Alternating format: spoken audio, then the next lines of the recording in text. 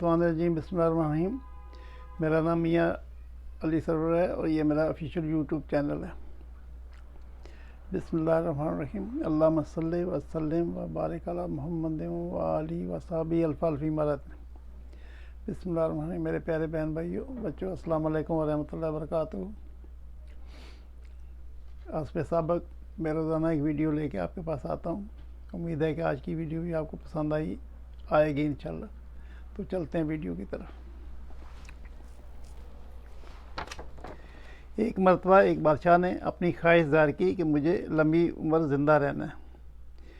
इसलिए उसने शहर के बेहतरीन हकीम को अपने पास बुलाया और कहा, आप मुझे ऐसी दुआ बनाकर दीजिए कि इसको खाने के बाद मैं सालों साल ज़िंदा रह सकूं, चूँकि मैं मरना नहीं चाहता।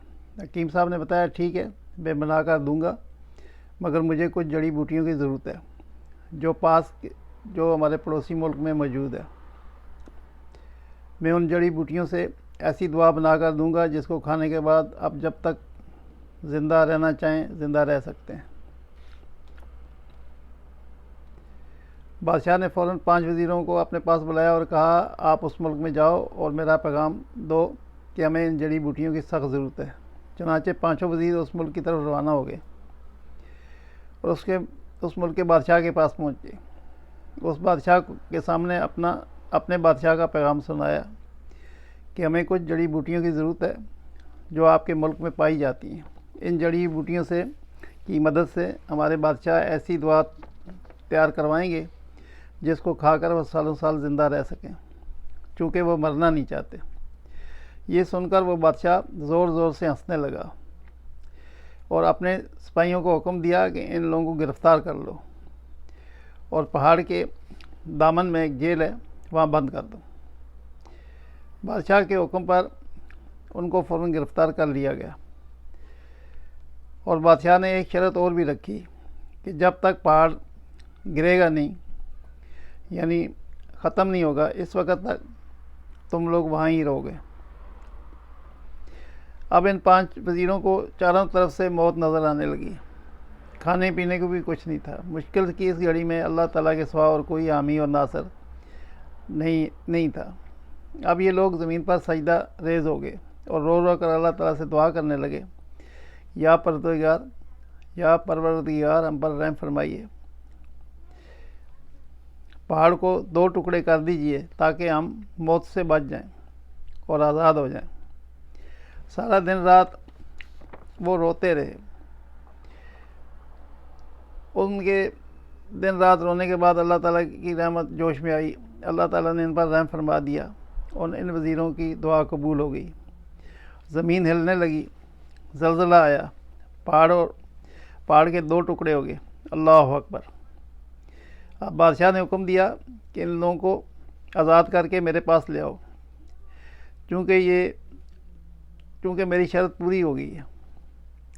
सिपाहियों ने 5 वज़ीरों को पकड़ कर लाए और सब बादशाह के सामने पेश कर दिया।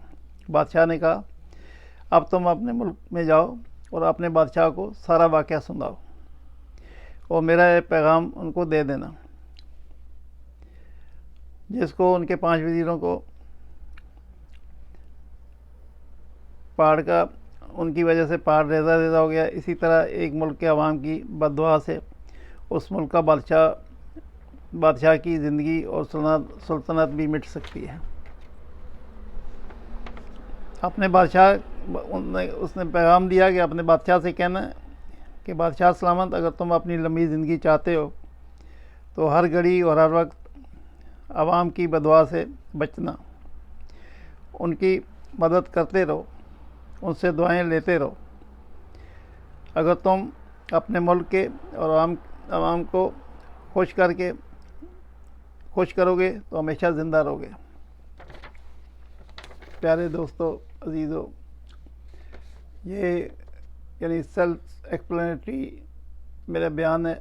इसमें कोई ढकी छुपी बात नहीं है। जब इंसान अल्लाह के सामने जब हर तरफ से उसकी उम्मीदें ख़त्म हो जाती हैं और वो अल्लाह के आगे सजदा रेज़ होके सच्चे दिल से दुआ करता है और अल्लाह से तलब करता है जो भी उसकी दुआ है, तो यकीनन अल्लाह ताला अलीम बसीर है, वो सुनता है और देखता है, हर घड़ी देखता है, ना उसे नींद आती है ना उसे ऊँघ आती है। तो ये है कि अल्लाह ताला जो है उससे दुआ है कि अल्लाह ताला हमारे हाल पे रहम फरमाए और हमारी दुआएं कबूल करे। सल्लल्लाहु ताला अला खैर खल्क़ि मुहम्मद व आलिहि साहबी अल्फा अजमईन बिरहमतिका या अरहम। मेरे प्यारे बहन भाई, अस्सलाम वालेकुम रहमतुल्लाह। अल्लाह ने चाहा तो कल मैं फिर दोबारा हाज़िर हूँगा। अल्लाह हाफ़िज़।